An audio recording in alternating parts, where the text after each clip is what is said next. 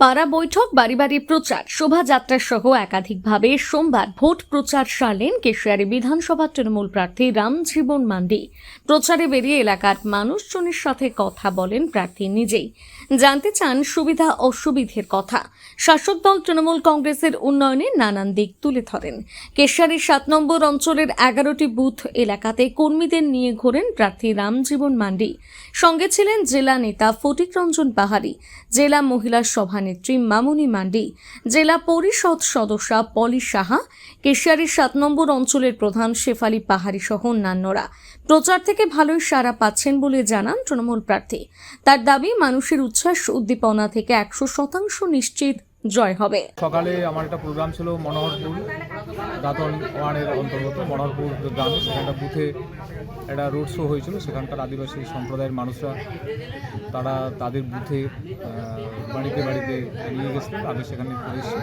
তারপরে কেশিয়ারি 7 নম্বর অঞ্চলে আজকে প্রায় 11টা বুথে আজকে আমি পাড়া বৈঠক, ছোটোখাটো র্যালি এবং ডোর টু ডোর প্রচারটা চালাম।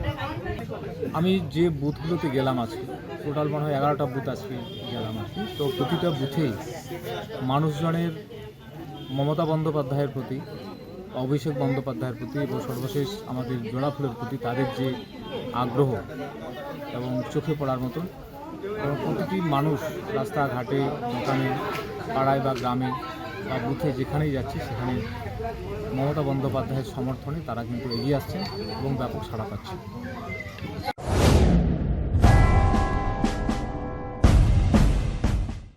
বেলদা ও পার্শ্ববর্তী অঞ্চলের মানুষের সুস্বাস্থ্যের বিশ্বস্ত ঠিকানা মেসার্স সিদ্ধি বিনায়ক মেডিকেল।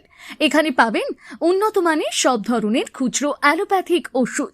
পাশাপাশি নির্দিষ্ট দিনে চেম্বার করছেন ভুবনেশ্বর থেকে আগত অভিজ্ঞ বিশেষজ্ঞ চিকিৎসকগণ।